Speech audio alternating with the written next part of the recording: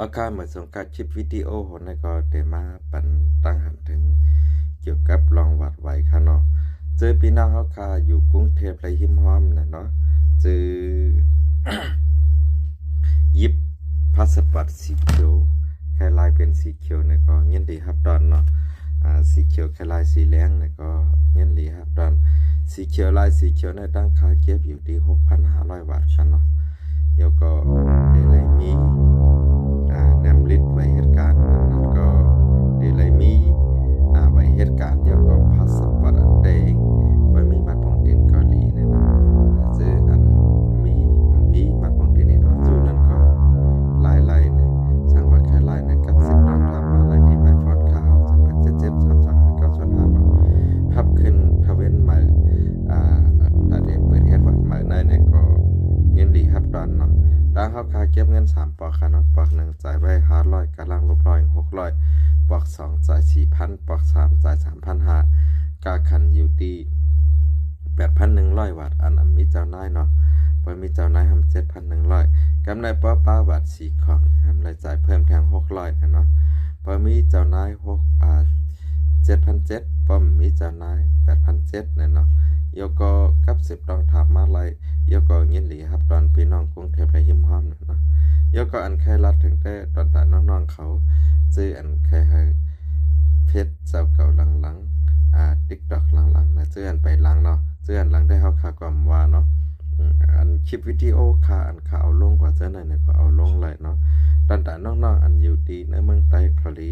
อยู่ดีเลยเกาหลีเนี่ยป้าหมอจันลงเนาะค่าเขาปันขว้างเยี่ยวก็ปันตื้อตังอยู่สั่งว่ามันได้เป็นตื้อตังหลายๆนะย้อนเปิดว่าพี่น้องเจออันอยู่เมืองไทยในก็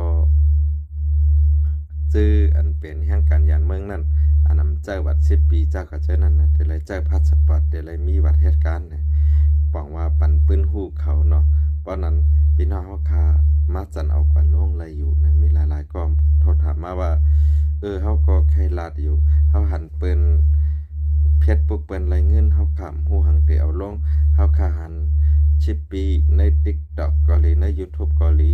ปีลงกูช่องตั้งเขาแค่เอาลง2 ไลน์นะในก็ปันเอาลงอยู่เนาะเพราะว่ามันได้เป็นหลายๆตอนถ้าพี่น้องเขาเข้ากันเนาะตอนได้คลิปวิดีโอในก็ย้อนยินจมกูก็ดีเอาแค่ห่างคากว่าลงดีเอาเสียงคากว่าลงดังหลีดังจ้าเนาะคาได้คาเดียมตอบเนาะคาได้ยุกมือปั่นกูลองยอมซุ่มปั่นกูลองหนึ่งเอาเสียงคากว่าลงหนึ่งเอาแค่ห่างคากว่าลงหนึ่งแค่เป็นพอนดีดันตาคาดนะสั่งว่าคากว่าตอบกว่าเทียงเนี่ยมันได้ปันพันจ้าดันตาคาเนาะก็นั้นแหละ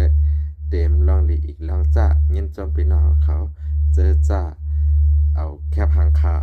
เผยแพร่ปืนแพร่ในโซเชียลมีเดียในสื่อตรงวงกลเนาะยันยินจมแต่ว่าค่ะยก็ยันยินจมน้องๆเขาดีมาอุบโอกันใน TikTok และสังอุบโอกันหึงๆและสังนะยก็ตอนตาน้องๆเขาเจออันใครเป็นนายนาออนไลน์จากกว่าเจอนายนาเนาะสู่อยู่ที่สันโตคาได้อยู่ที่กรุงเทพนะครับเฮ็ดวัดเฮ็ดพาสปอร์ตมีแล้วก็ขามเฮ็ดการขายออนไลน์ก็ขามเฮ็ดปักตะกร้าก็ขามหมอเนาะเก่งไม่เก่าเก่งได้สั่งว่าเฮาคาหมอยิบเก่งแล้วก็จอยจัดปานเฮาไรมันจำเป็นอะไรกว่ายิบทั้งเก่าเก่งนั่นเนาะก็นั้นแหละชื่ออันตึกเล่น Facebook มีเดียไปหลังนั่นนะก็จำกับ10เข้ามาด้วยเนาะชื่ออันหลังอันเนี้ยจันจอมจองใครเฮ็ดนะค่ามีติดตั้งใครเฮ็ดสิเฮ็ดเหมือนจังเล็กมันเล็กไต้เล็กไทยเนาะ3 ภาษาเป็นเพจใน YouTube จากว่าจะไหนค่ายำกับ10 ลัดในไต้เฮาค่ะในอ่อนกันมักปล่อยหนาลาดนะตอนตาป้ายปัญญาน้องๆเขานะกำนำนะเพราะว่าหันเม็ดเงินนะเพราะใครเฮ็ดเนาะค่าได้ค่าใครเฮ็ดก็การอยู่ที่ส่วนตัวค่าภายตัดต่อวิดีโอนะคะซ้ำเพราะแขนนั่นนะเนาะก็นั่นแหละยันเอาวิดีโออันนั้นเสร็จแล้วติดตั้งลงปันทาง Facebook YouTube TikTok กูช่องตั้งค่ะเนาะแล้วก็ตอนตาซื้ออันเขียนมีติยาจากกว่าเจ้านั่นนะเงาลายเหมือนแล้วนะมันมีติดตั้งนำหนานะสั่งเฮาคาสั่งว่าเฮาคาเคยเฮ็ดตอนตาใต้เฮานั่นเนาะ เหมือนจังการเห็นหูเฮาขามนำเลยเฮาคากว่าถาม AI นี่ก็ AI ตอบปันเฮาคาเลยกูลองคันเนาะ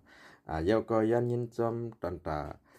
ก็ตีหักมักตีจังเนาะเจออันว่าคาจักกว่าเจ้านั้นละสังอันยุกยองคาจักกว่าเจ้านั้นละสังเนี่ยย้อนยินจอมกูก็กูกวนขับมาส่งครับ